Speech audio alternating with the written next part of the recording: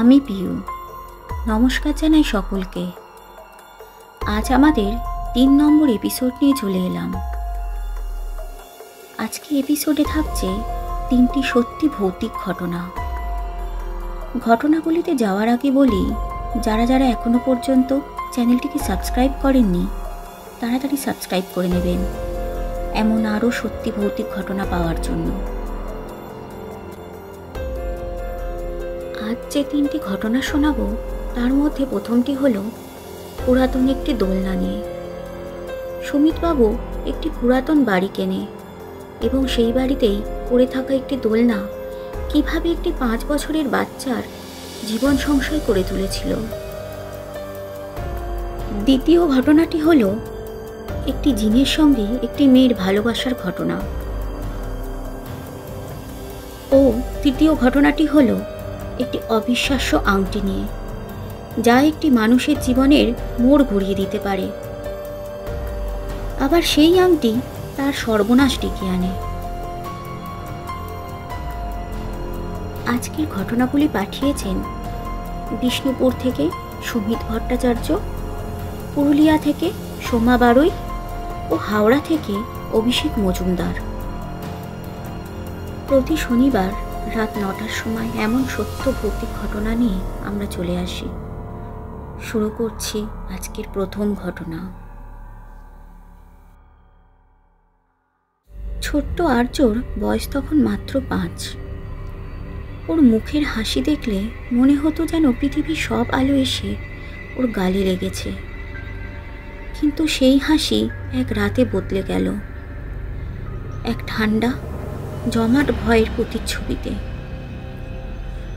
ঘটনাটা শুরু হলো আর্যর বাবা মা সুমিত আর প্রিয়া পুরনো একটা জমিদার বাড়ি কেনেন।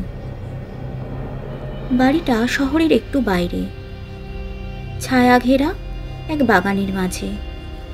আশেপাশের লোকেরা বলতো বাড়িটা নাকি অভিশপ্ত। পুরনো দিনের জমিদারের আত্মা এখনো নাকি ওখানে ঘুরে বেড়াচ্ছে। কিন্তু সুমিত এসব কুসংস্কার মানতেন না। তিনি বলতেন, সবই মনের ভুল, পুরনো জিনিসকে ভালোবাসতে শেখো। একদিন হঠাৎ বাড়ির পিছনে ঝোপঝাড় পরিষ্কার করতে গিয়ে সুমিত একটা পুরনো কাঠের দোলনা খুঁজে পেলেন। দোলনাটা লতা পাতায় ঢাকা ছিল, তার উপর ধুলো আর শ্যাওলার পুরো আস্তরণ। সুমিত দোলনাটা পরিষ্কার করে ঝুলিয়ে দিলেন। প্রিয়া দোলনাটা দেখে খুব খুশি হয়ে আর্যকে নিয়ে সেখানে বসলেন। আর্য দোলনাটা পেয়ে খুব খুশি।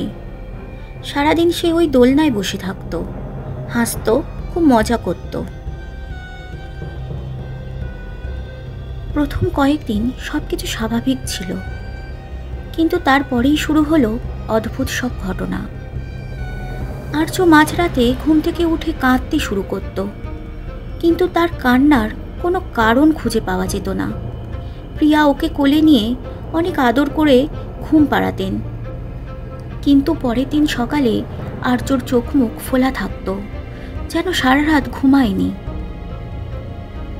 একদিন সুমিত রাতের খাবারের পর আর্যকে ঘুম পাড়িয়ে নিজের ঘরে ফিরছিলেন। তিনি দেখলেন আর্যর ঘরের দরজা একটু খোলা। তিনি উঁকি দিয়ে দেখলেন আর্য ঘুমিয়ে আছে, কিন্তু তার দোলনাটা আপন গতিতে দুলছে, যেন কেউ একজন তাতে বসে আছে। সুমিত অবাক হয়ে দোলনার কাছে গেলেন। যেই তিনি হাত দিয়ে দোলনাটা থামালেন, অমনি দোলনার দুলুনি থেমে গেল। তিনি ভাবলেন হয়তো হাওয়ার কারণে এমন হয়েছে। কিন্তু প্রিয়া একদিন সকালে আতঙ্কিত হয়ে সুমিতকে ডেকে বললেন, আর্যর গায়ে কিসের যেন আঁচড় লেগেছে, লম্বা লম্বা দাগ, মনে হচ্ছে কোনো ধারালো নখ দিয়ে কেউ আঁচড়ে দিয়েছে।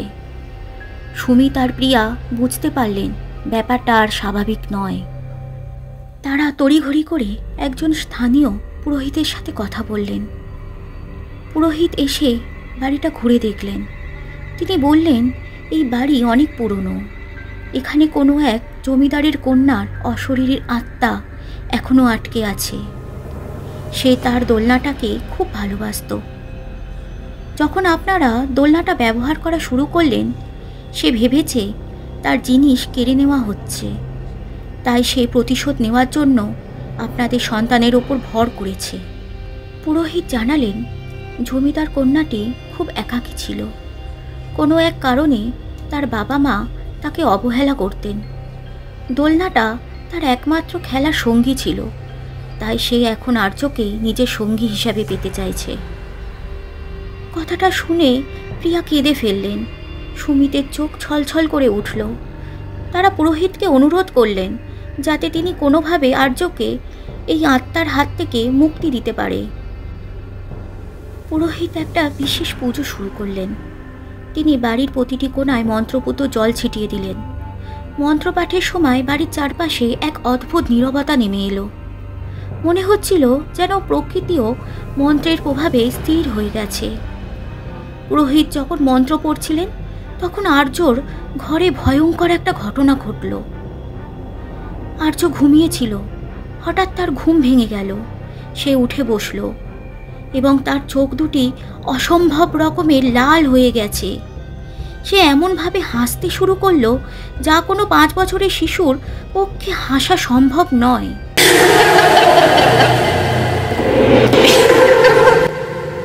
হাসিটা ছিল ভয়ঙ্কর, যেন 100 বছরের কোনো বুড়ি অট্ট হাসি হাসছে।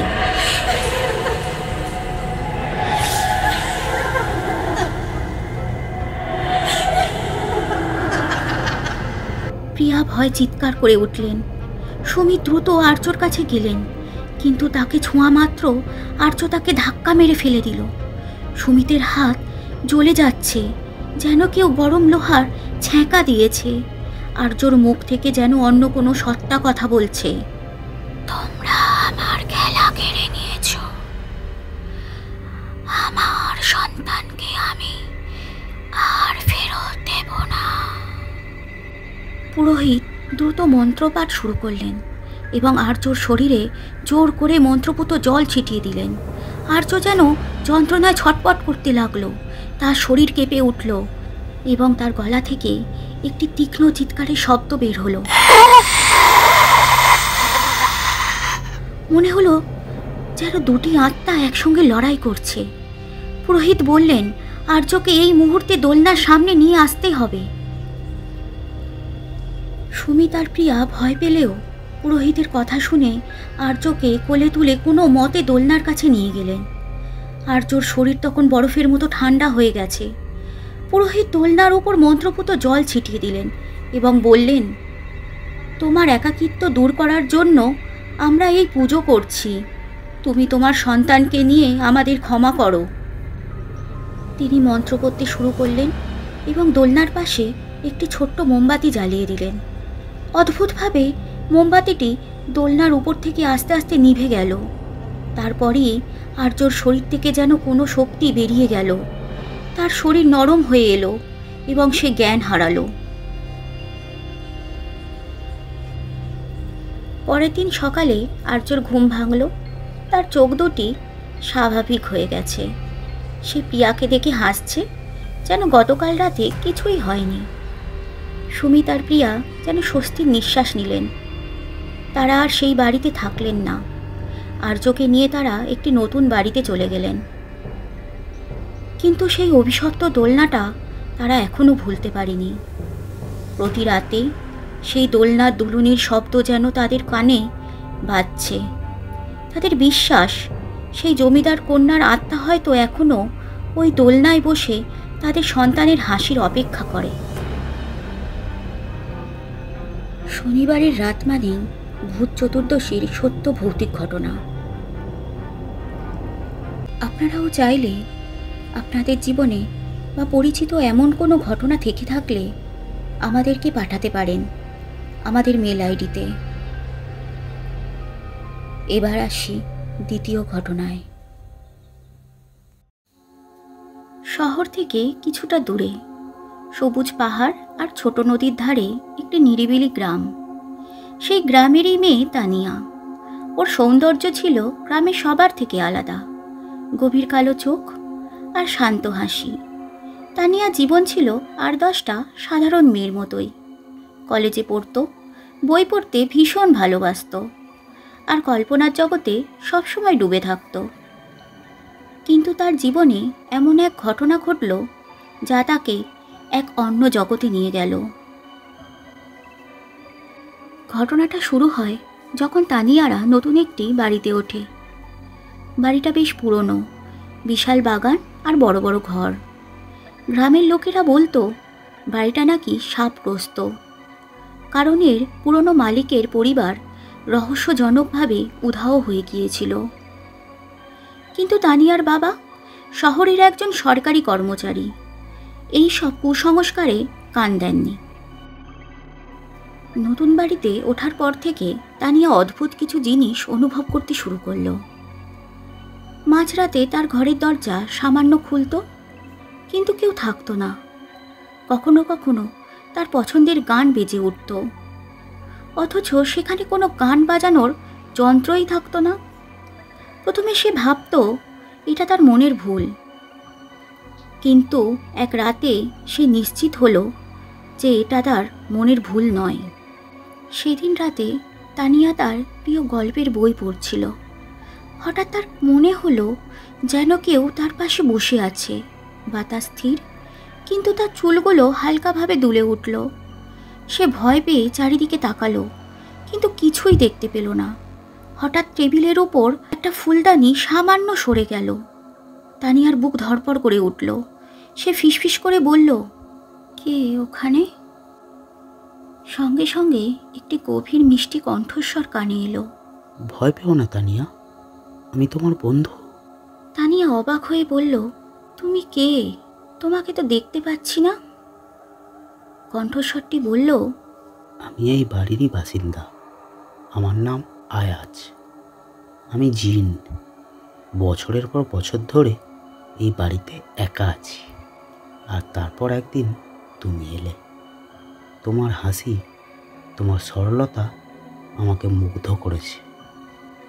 তানিয়া প্রথমে ভয়ে কাঁপছিল, কিন্তু আয়াজের কণ্ঠস্বরে এমন এক মায়া ছিল যে সে ধীরে ধীরে শান্ত হয়ে গেল। আয়াজ তাকে তার সম্পর্কে অনেক কিছু বলল। সে বলল, অনেক বছর ধরে আমি এই পৃথিবীতে আছি, কিন্তু মানুষের জগৎ থেকে অনেক দূরে। কোনোদিনও কারোর সঙ্গে এত অন্তরঙ্গভাবে কথা বলিনি। তানিয়া আর আয়াজের এই বন্ধুত্ব ধীরে ধীরে প্রেমে পরিণত হলো। আয়াজ সবসময় তানিয়ার সঙ্গে থাকতো, যদিও তাকে দেখা যেত না। যখন তানিয়ার মন খারাপ করত, আয়াজ তাকে তার পছন্দের কবিতা শোনাতো। অচেনা ফুলের গন্ধে ঘর ভরিয়ে দিত। আয়াজ তানিয়াকে এক অদ্ভুত ক্ষমতাও দিয়েছিল। সে চোখ বন্ধ করে আয়াজকে স্পর্শ করতে পারত, যেন এক অদৃশ্য শরীর। তাদের ভালোবাসা ছিল শারীরিক বন্ধনহীন, শুধুই আত্মার সম্পর্ক। কিন্তু এই অদৃশ্য প্রেম ছিল সমাজের কাছে অচেনা। তানিয়া এই সম্পর্কের কথা কাউকে বলতে পারত না। তার বাবা মা তাকে বিয়ে দিতে চাইল একটা ভালো ছেলের সঙ্গে। তানিয়া কোনোভাবেই রাজি হচ্ছিল না। সে জানতো আয়াজকে ছেড়ে সে বাঁচতে পারবে না। একদিন তার বাবা একজন পাত্রের ছবি নিয়ে এলেন। ছেলেটি খুব ভালো, শিক্ষিত, কিন্তু তানিয়া তাকে দেখেই কাঁদতে শুরু করল। আয়াজ তানিয়ার কষ্ট অনুভব করতে পারল। সে তানিয়াকে বলল, তোমার সুখী আমার কাছে সব। যদি তোমার বাবা মা চান তোমার বিয়ে দিতে, তবে তুমি তাই করো। তানিয়া অবাক হয়ে বলল, তুমি এ কি বলছো আয়াজ? আমি তোমাকে ছাড়া আর কাউকে ভালোবাসতে পারবো না। আয়াজ বিষণ্ণ কণ্ঠে বলল, আমাদের ভালোবাসা এই জগতের জন্য নয়। আমি চাই না তোমার জীবন আমার জন্য নষ্ট হয়ে যাক। আমি অদৃশ্য আর তুমি একজন মানুষ।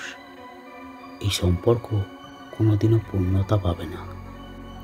আয়াজ তাকে বোঝানোর চেষ্টা করল, কিন্তু তানিয়া নাছোড়বান্দা, সে আয়াজকে ছেড়ে থাকতে পারবে না। তার জেদ দেখে আয়াজ একটা ভয়ানক সিদ্ধান্ত নিল। সে তার জিনের ক্ষমতা দিয়ে তানিয়ার বাবা মাকে, পাত্রের পরিবারকে দূরে সরিয়ে দেওয়ার চেষ্টা করল।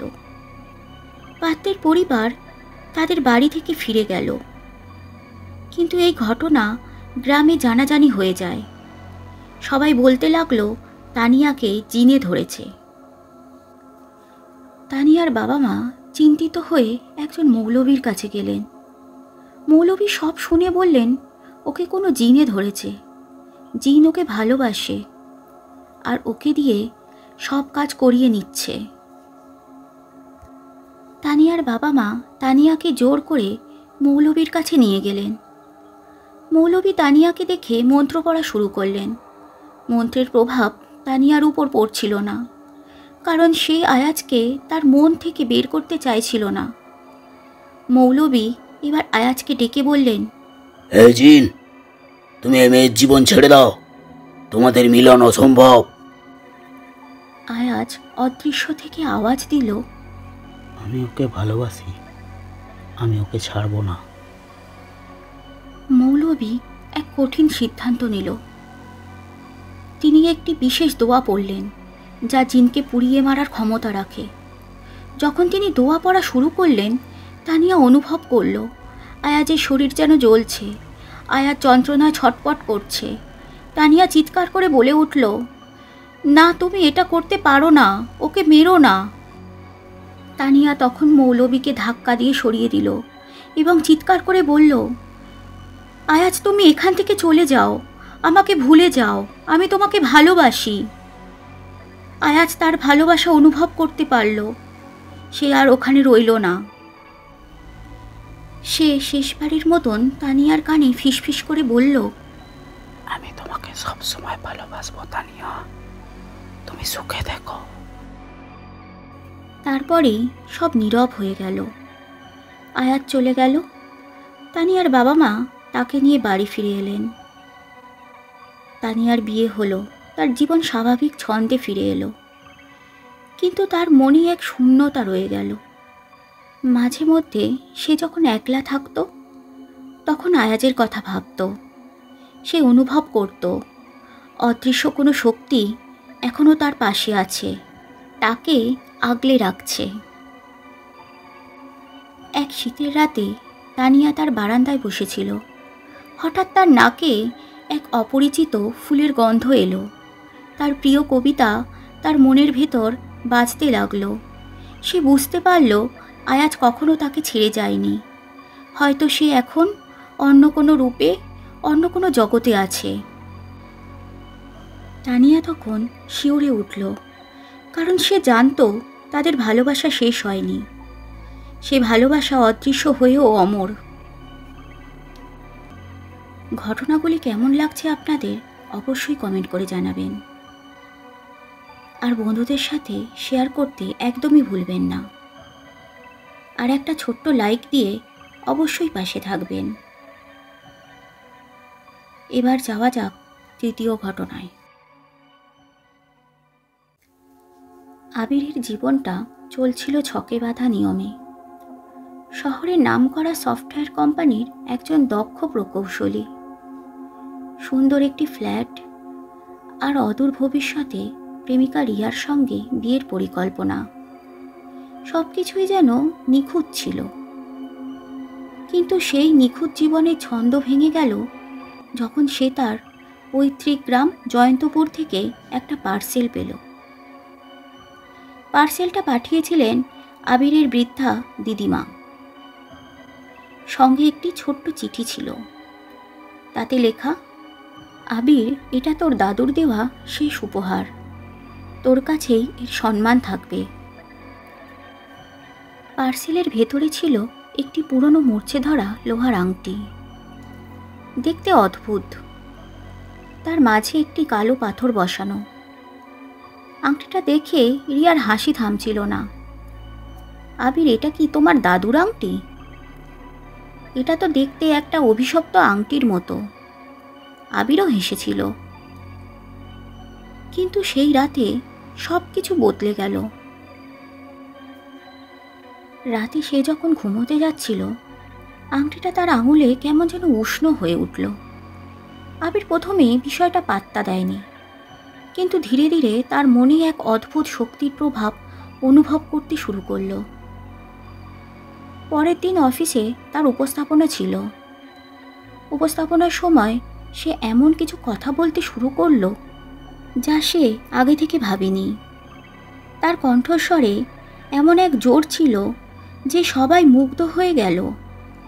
আবির নিজে অবাক হয়ে দেখল সবাই তার কথাগুলো মন্ত্রমুগ্ধের মতো শুনছে। এরপর থেকে আবিরের জীবনে যেন অলৌকিক ঘটনা ঘটতে লাগলো। সে যা চাইতো তাই যেন হতে শুরু করলো। রিয়ার সঙ্গে তার সম্পর্ক আরও গভীর হলো, প্রমোশন পেল, এমনকি তার প্রতিদ্বন্দ্বী অফিসের সহকর্মীটিরও চাকরি চলে গেল, যদিও সে নিজে থেকে এই বিষয়ে কোনো পদক্ষেপ নেয়নি। আবিরের দিদিমার দেওয়া সেই চিঠির কথা মনে পড়ল। তোর কাছেই এর সম্মান থাকবে। সে বুঝল এটা শুধু একটা সাধারণ আংটি নয়, এর মধ্যে কোনো এক অশুভ শক্তি আছে। সে বুঝতে পারছিল এই আংটি তাকে নিয়ন্ত্রণ করছে, তার মনের অন্ধকার দিকটা বাইরে নিয়ে আসছে। একদিন রাতে আবির ঘুমিয়েছিল। তার কানে একটি গম্ভীর কণ্ঠস্বর ভেসে এলো, আমাকে শুধু অনুসরণ করো, তোমার সব ইচ্ছা পূরণ হবে। আবির ঘুমের মধ্যে দেখল সে গ্রামের সেই পুরনো বাড়িতে ফিরে এসেছে। তার দাদু এক সাধুর সঙ্গে বসে কালো জাদু করছেন।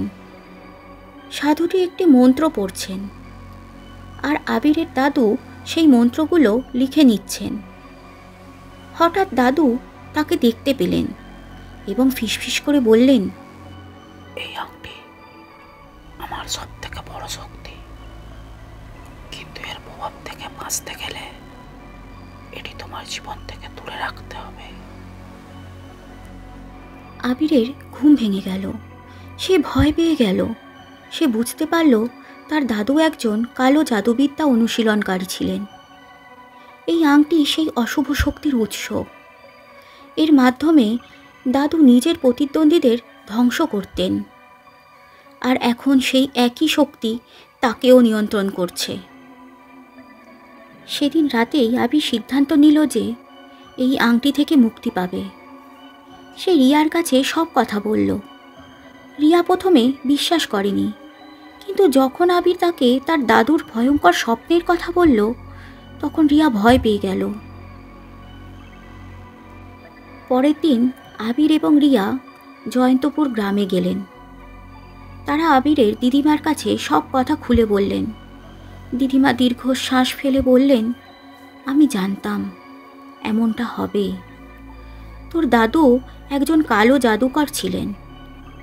তিনি তার শক্তি এই আংটির মধ্যে প্রবেশ করিয়েছিলেন, কিন্তু শেষ বয়সে তিনি এই শক্তির অভিশাপ থেকে বাঁচতে চেয়েছিলেন। তিনি জানতেন এই আংটি তার বংশকে ধ্বংস করে দেবে। দিদিমা বললেন, এই আংটির শক্তি শেষ করতে হলে এটিকে একটি নির্দিষ্ট নদীর গভীরতম অংশে ডুবিয়ে দিতে হবে, যেখানে কালো জাদুর কোনো প্রভাব নেই। আবির এবং রিয়া সেই নদীর উদ্দেশ্যে রওনা দিল। আবির যখন আংটিটা তার আঙুল থেকে খুলতে চাইল, তখন দেখল আংটিটা যেন তার আঙুলের সঙ্গে আটকে গেছে। আংটি থেকে কালো ধোঁয়া বের হচ্ছে, আর আবিরের হাত চলছে। আংটির ভেতর থেকে একটি চিৎকার বের হলো, তুমি আমাকে ছাড়তে পারবে না, আমি তোমার মধ্যেই থাকবো। আবির বুঝতে পারল জিন বা কালো জাদুর কোনো আত্মা তার মধ্যে প্রবেশ করেছে। সে কোনো মতে নিজেকে সামলে বলল, রিয়া, আমাকে সাহায্য করো। রিয়া তার হাত থেকে জোর করে আংটিটা খুলে নিল। আংটিটা খুলতেই আবির জ্ঞান হারালো। রিয়া দেখল আংটির মধ্যে থেকে একটি কালো ধোঁয়ার মতো অবয়ব বেরিয়ে আসছে। এই অবয়বটি রাগে গর্জন করতে লাগলো। তোমরা আমার শক্তি কেড়ে নিয়েছো। রিয়া ভয় না পেয়ে আংটিটা নিয়ে নদীর কাছে গেল। সেই কালো অবয়বটি তাকে অনুসরণ করতে লাগলো। রিয়া যখন আংটিটা নদীর গভীরে ফেলে দিল, তখন সেই কালো অবয়বটি একটি বিকট চিৎকার করে অদৃশ্য হয়ে গেল।